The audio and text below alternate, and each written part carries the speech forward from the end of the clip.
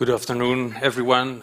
Welcome at maybe the less technical session that you will see in DevOps. We're not going to talk about code, we're not going to talk about math, but about applied big data and data science. I'm Jacques Janssen. I currently started up my own company called Infinite Company, where we collaborate between big data specialists and data scientists in the world. It's an ecosystem of data scientists and big data specialists, like I told you, but we also incorporate cloud solutions on data science. Now, before we dive in, just a small legal disclaimer. The views and opinions expressed in this presentation are mine and do not necessarily reflect the opinion of anyone else. You are stuck with my opinion during this presentation, whether you like it or not. And all data and examples I use may harm some things in the world. Even you will do it during this presentation, but it's not my responsibility. What I'm going to talk about is some use cases that we had in a rather complex company called country called Belgium, and the things we encountered to do data science and big data in Belgium. Now, Belgium, as you might know, is a rather complex company. We will explain that in a small movie.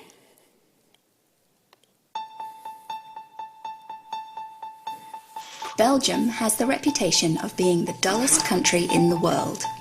Inhabited only by friendly people who eat mussels with French fries and mayonnaise and produce Swiss chocolate. To cut a long story short, which is necessary if you really want to understand why the formerly fourth greatest power in the world is now close to being cut in really very small, shitty pieces, Belgium is definitely, totally, completely boring. Boring? Belgium? Actually, we found some evidence that this is nothing but an unfair prejudice. Belgium is actually one of the strangest countries in the world. To begin with, they have the only monument that is 20 centimeters high and pisses in front of you.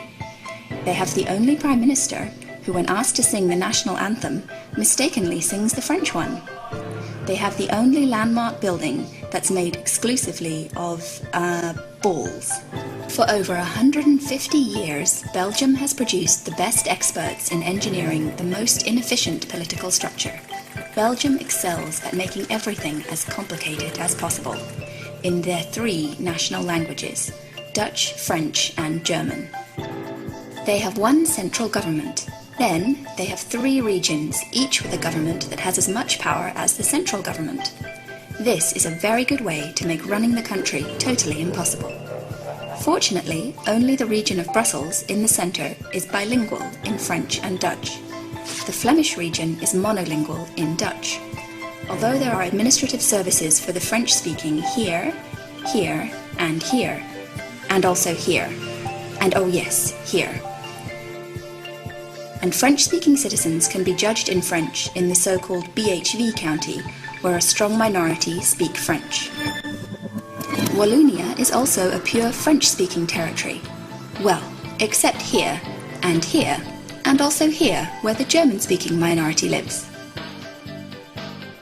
So, to deal with these numerous minorities, the Belgian Witloof technologists decided that three regions were not sufficient and added three additional structures called the communities. There are three communities, Dutch, French, and German. Like the central state and like the regions, each community has a government and a parliament. And, for instance, the French community supply cultural and social services to the French-speaking people in Wallonia and in Brussels. But they may not supply any services to the 300,000 French-speaking fellows in Flanders, because Flanders is monolingual and foreign speakers must speak Dutch. Godverdomme. The German community can only act in Wallonia, the French-speaking region, while the Dutch community acts in the Brussels region or in Flanders. So you see, a French-speaking family in Brussels could depend on the central government for granddaddy's pensions, on the French community government for the music academy, the Dutch community government for the children's school, the Brussels government for the garbage recycling, and so on. So, as a whole, you can have ministers of 4 different governments working for one Brussels family. Now you'll understand why Belgians can't live together and they can't live apart. The Belgian people are definitely a marvel of Witloof technocracy, designed to make all simple things catastrophically complicated. And it works, which means that it doesn't work at all. Well, to be honest, one thing unites different communities of this strange little naughty country. They all agree that their national dish is called French fries in English. French fries with mayonnaise. Frieten met mayonaise. Frites à la mayonnaise. Frieten met mayonnaise. Okay, besides the fact that you can imagine that doing data science in Belgium creates a great play field, you can see that working for the government like we did on justice and health is quite a challenge. You will see some of these examples in Belgium and in the Netherlands, and although they're with pretty more than we are in Flanders, it's easier to do data science in the Netherlands. Second challenge that we had was infrastructure. As you probably might know, setting up an infrastructure to do data science or big data in a company takes approximately 5 days before you can start. Or when you're looking for a cloud solution and, for instance, you use Amazon, AWS, you will need half a day to set it up for one individual. And when you're working in a team, it's rather a complex field. So we created this device that's standing here. It's created by some friends. It contains 6 data nodes, ARM Cortex A9 processors and 24 cores. It has 12 gigabytes of RAM and contains 6 terabytes of data. But the major thing that we had when using this device is you can use it, you plug it in, and you can work. You can do your Java development, you can do your data science. It's just plug and play, and you can start. You even have these libraries like we have. You can install Apache Hadoop if you want. You can install Elasticsearch if you want. You can download data files. You can put 6 terabytes of data on it. You just plug it in, and you start working. So that made the infrastructure part easier for our team. The second challenge when you work in Belgium is to create volume. When I started off working on big data about 2.5 years ago, one of the major things that I encountered was people saying, oh, Belgium, but there's not much data there, there's not much volume, and big data is a volume business. Well, it isn't. But we're going to do an experiment. You probably know what happens before a Saturday at Christmas in Belgium. All our payment systems are going down. Now, what I want to do is we will create, with the people in this room, more data than there are payment transactions today. But you have to help me. And, okay, let's do some hacking. What I did is, I don't know whether you know this tool, it's called if this, then that. And we set some rules on it. And what I want you to do is to stand up and open your social media, Twitter or LinkedIn or whatever. So please stand up and take your smartphone. You can leave it on the whole show if you want to. So please open your Twitter or LinkedIn or whatever you use on social media. Okay. If you've done that, I will stand in front of this and you can take a picture of me. So please, I want to see the flashlight.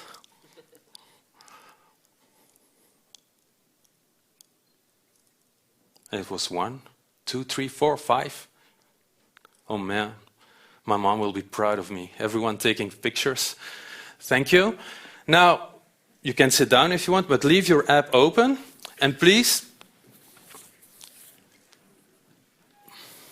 check in on DevX. You probably did already. But hashtag with DevOps, Infinite Company, whatever you want. As long as DevOps or Infinite Company is in, it's okay. And use the title of the presentation like Unleash the Hidden Value or use BigBoards.io and Cool Device or whatever you want. And put your hands up if you've done. Because we need a lot of data. That's 1, 2, 3, Now with 3, we are not going to beat Athos. Okay, more hands. Good. I hope the engine is running, and you can stay on Twitter and put on there whatever you want, as long as you use the hashtags. But now it's my turn. I will retweet on everyone with my picture.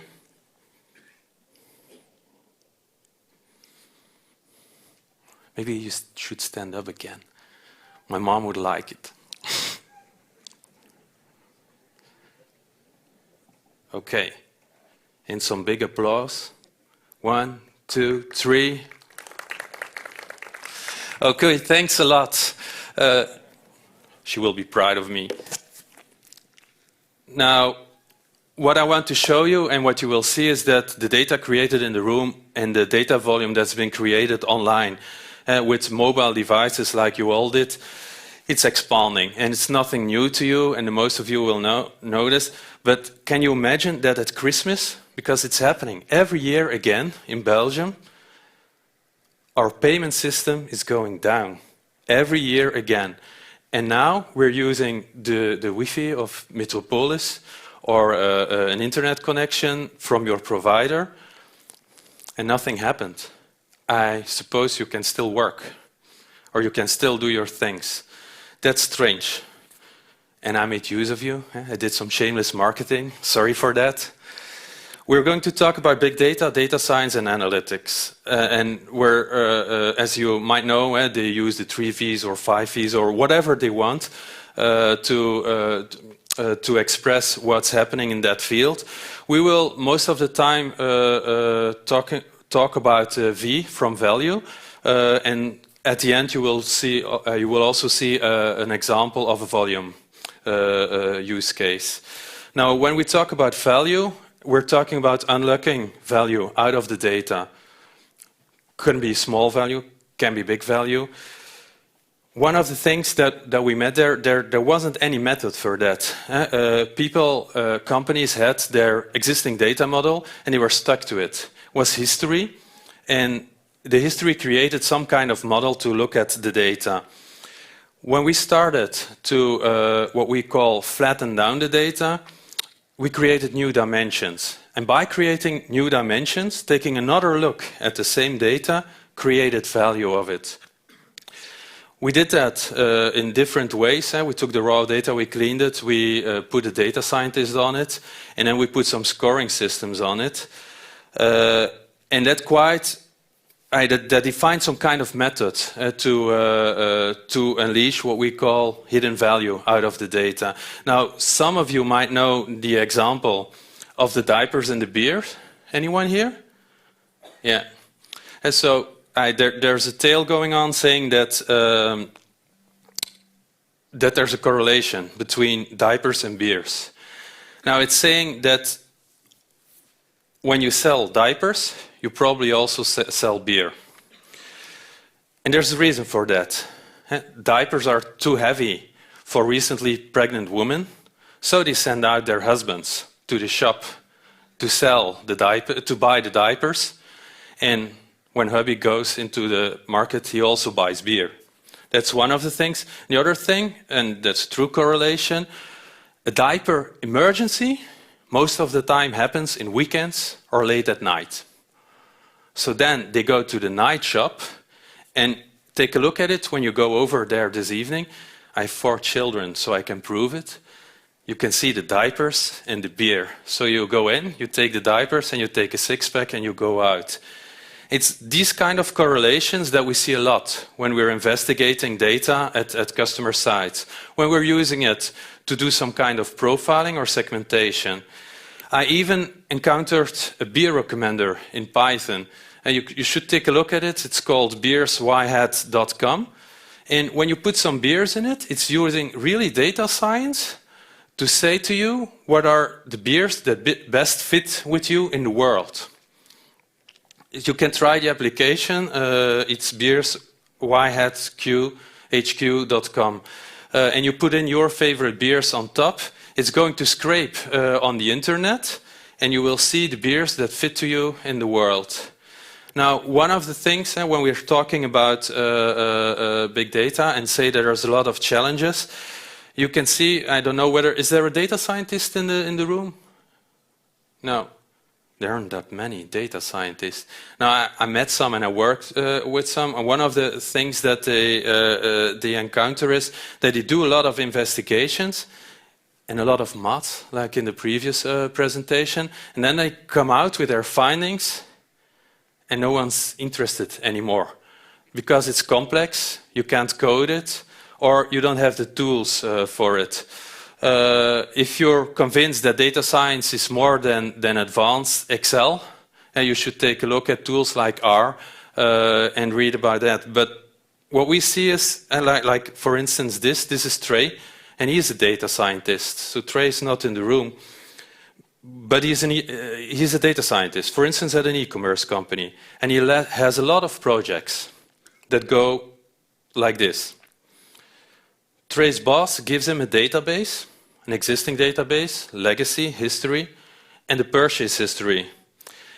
And he gets the task to improve top-line numbers for the e-commerce site. Trey builds his model. He classifies, he does some regression, ranking, and all kinds of difficult algorithms. And he tries to predict the probability that, for instance, a user will churn from the e-commerce site. He uses SQL, Excel, statistical computing environment like the one we saw, R or Python. He builds graphs, and then he comes back. And he says, I've detected where the churn comes off, and the boss loves his idea. And we probably know all what happens next. When they try to integrate Trey's work in the existing business system, it seems a challenge. And nobody knows how to use the algorithms of a data scientist.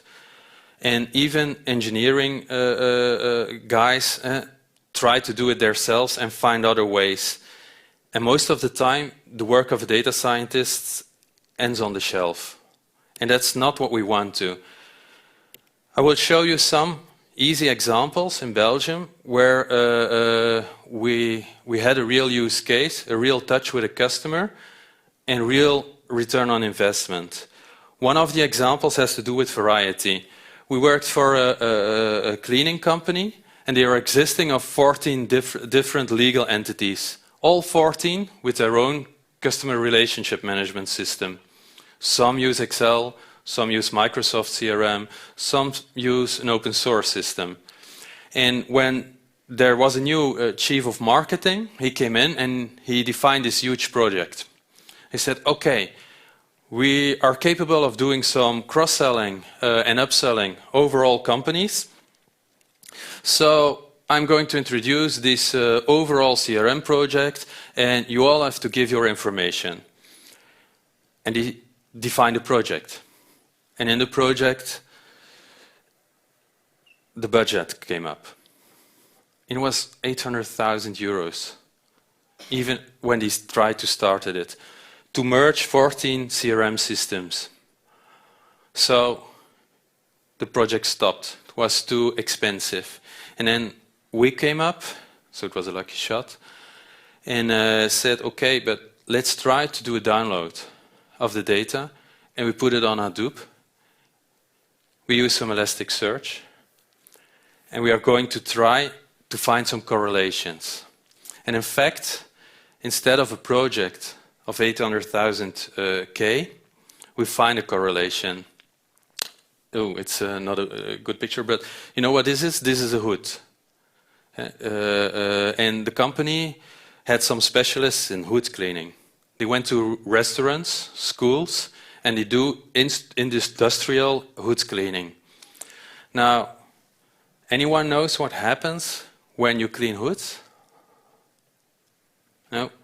Well, we found out. Some pests come out. Within 3-4 days after cleaning a hood in an industrial environment, we detected in 50 to 60% that there were some pests afterwards. And what do you do when you see pests? Well, you go to your local, to a local company to solve that problem. So this was one example where we used the correlation between 14 CRM systems, which we've put on Elasticsearch, and found a correlation, and the company could do some upselling. Second example, which I will show you, where we have several, is when you go to companies and try to define a use case or a project about big data, most of them, 9 out of 10, certainly when you're in wholesale or banking or at a telco, 9 out of 10 want to use social data in their systems, want to inject social data into their existing data models to define churn, to prevent churn, to see whether there are upselling possibilities.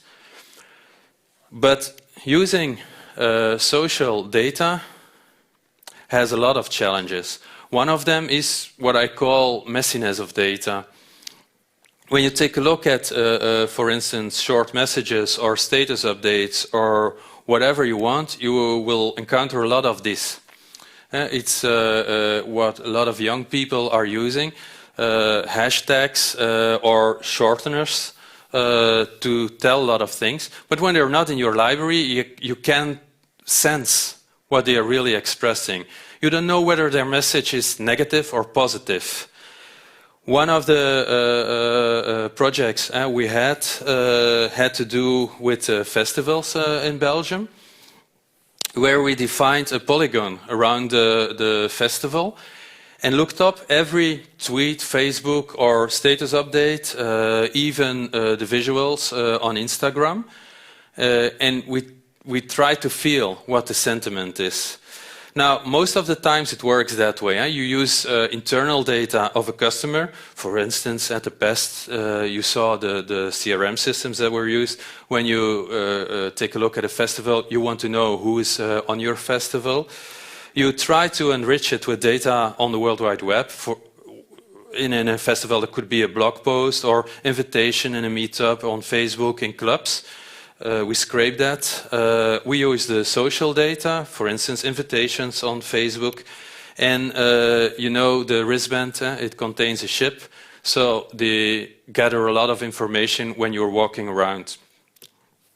This is an example, of course, of the social media. What we do is we scrape the data, we flatten the data, try to get rid of the model. We then clean the data so that we don't have doubles in it. We connect, correlate the data, and most of the times it ends up with some kind of dashboard, some kind of profiling.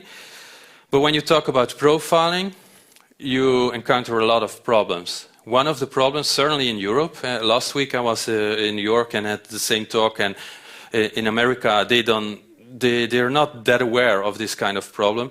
We encounter a lot of privacy issues, and when you're using social data or other data, can you use it for commercial events, or can you use it for profiling? Just an in-between, you know what this is? This is Messenger of Facebook. A lot of people use it. Now, in just an in-between, one of the projects that we did for the Belgian police, we had to track their devices. And so we gathered GPS locations of their devices every minute. And it had to do with blue in the street. Nothing to do with the blue in this thing. It had to do with blue in the streets in Antwerp. So we gathered a lot of information from their devices. And one of the guys in my team wanted to test this. But he lacked a lot of information and volume to do a good test. So what they did with the team is they gathered information that we had in our messenger system, because we were using Messenger a lot to talk to each other and to collaborate. And I don't know whether you know it, but when your location is enabled, you know if you're driving and chatting, But they also succeeded in defining how fast I was driving. And it scared me a lot. Because if they can do that with Facebook data, the police could also. And with regards to the police project, we discovered a lot of things, even when they were driving too fast, because we track their devices every minute. I don't know whether you're aware of this, but when you're using things like Messenger, you agreed on the use of a lot of information. Using that information is going to reveal a lot about your privacy. Now, you can use that also in a positive way. One of the cities we worked from, and here you have an example in the Netherlands, is the city of Utrecht. And they use social data to see whether their inhabitants in some parts of Utrecht are doing good or bad in care and health, in social engagement, in youth and education, and in work and finance. But because we don't structure the social data, they can define whatever domain they want to and go back to the historical data on social media. But even there, it's a bit the same as in the previous cases. They can give their own data. They know if you are a member of their local soccer team and so on. So there we define a lot of they are using it to improve their services, even in a predictive way. They want to know if they define a new measure or new governance on youth, whether it will help or not. By assembling a lot of the information of other cities too, and seeing what happens when you define new governance, for instance, on health, they can see whether what they define will help them and prevent, for instance, drug abuse. It's kind of a real-time monitor on what they call self-reliance in a district. And there we had the same issue on privacy. Because we use social media, you can track it down to an individual if you want to. And we even discovered a drug network by using that information, but you cannot use it legally. So we had to see to European regulation is easy. If you have more than 9 houses, for instance, in a street, and you can track it down to one of the 9 houses, you can use the information. That's about the thing that we use to see whether we don't have any issues with the privacy.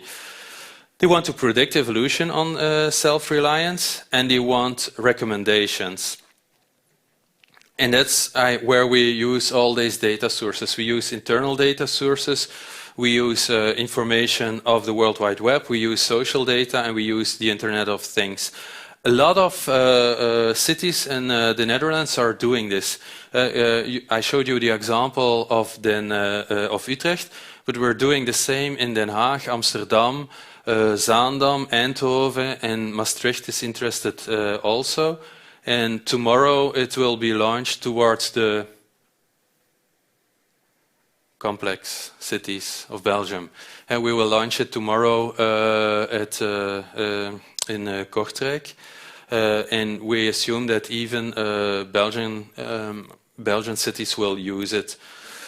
Another thing had to do with velocity. One of the companies, which was a security company we worked for, came with the request that they wanted a tool for their sales force that, for instance, when you're in front of Metropolis, that you can come in and say how secure Metropolis and the environment around it is.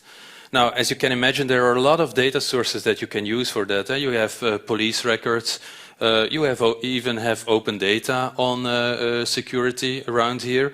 You have the papers where you can take a look at.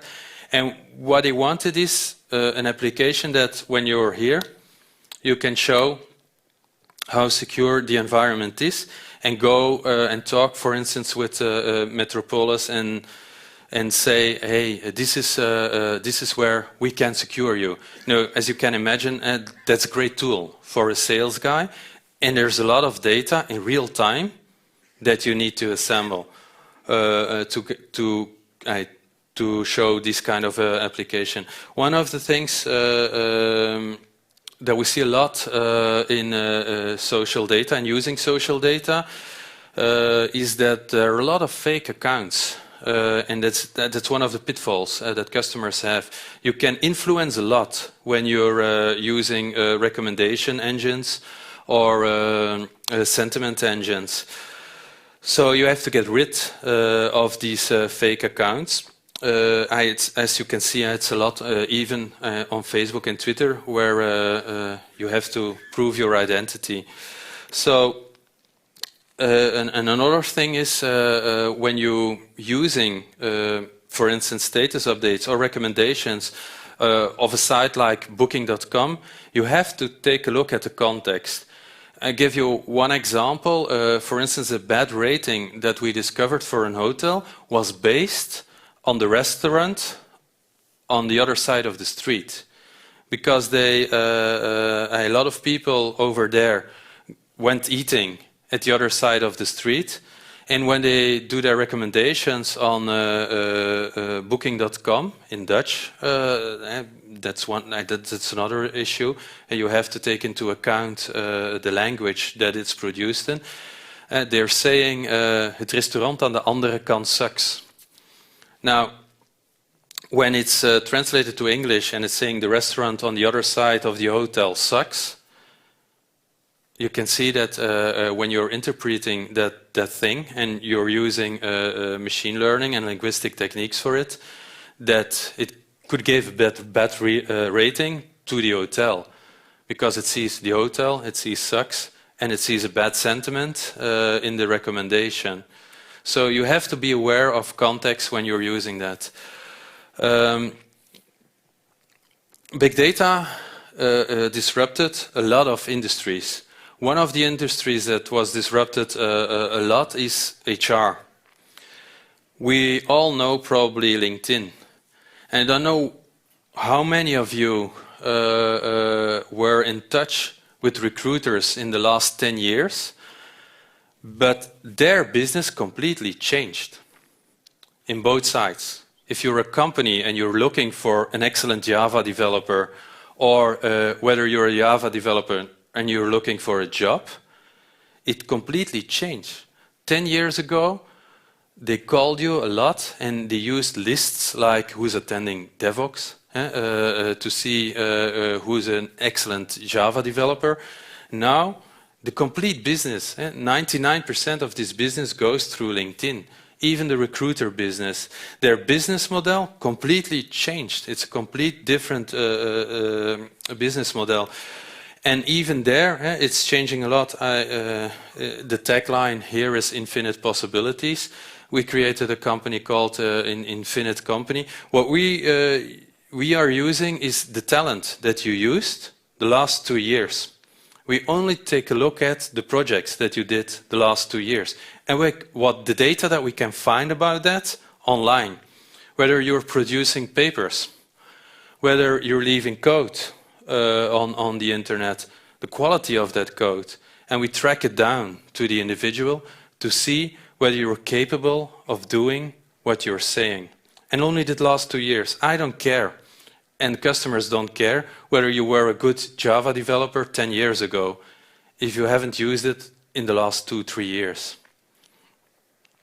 So there we are facing a lot of challenges in the upcoming years. With regards to what we call predictive support or predictive models, you can see a lot of things happening in the data, in the big data world and data science world. It's a promising business, but what you see is that it's not giving the things now to a customer. This is one of the examples. When you go to shows, they show you this example of an intelligent toothbrush. And what it's doing is saying whether you brush your teeth good, but it also gives information to your dentist if you want to. It's from of course, it's from Philips. But what you see there is that what we call Internet of Things and data science regarding to the Internet of Things is a promising world, but it's doing its first steps now.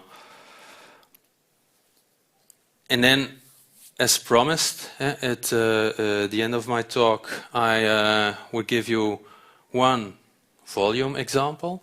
There aren't that much. When we encounter volume examples in the Belgian market, we see them in banks.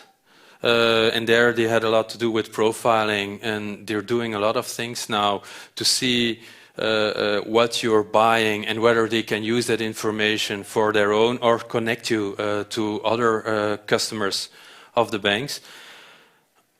And the other sector where we meet a lot of volume in is the sector of the telcos, the broadcasters.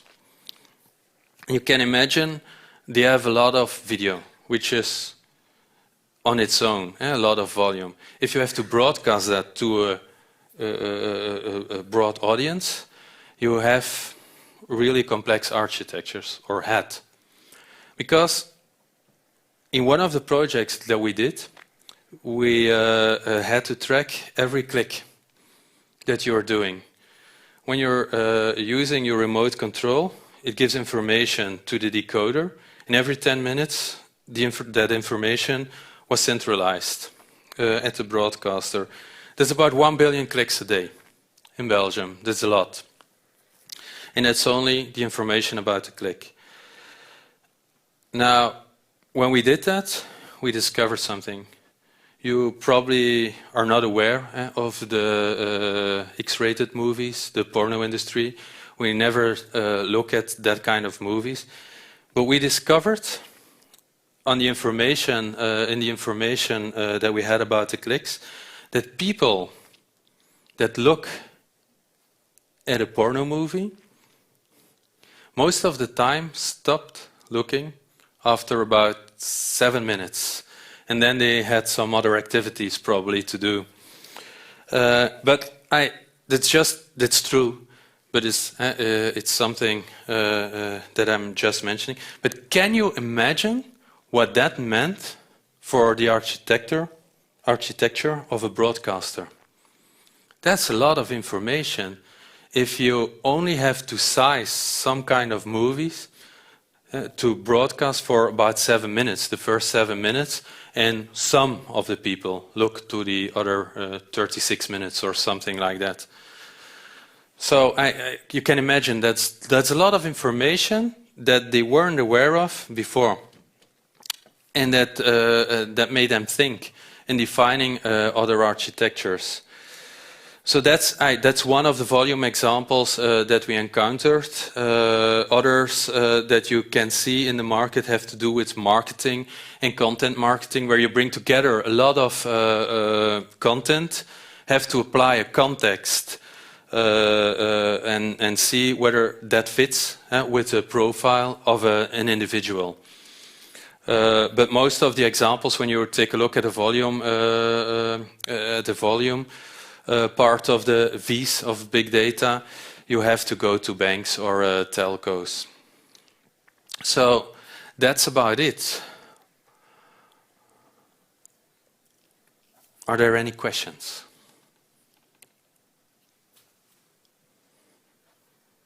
No? Okay, thank you. I will reply to the ones who have tweeted and put the volume that was generated in that room and with the if rules afterwards. Thank you a lot.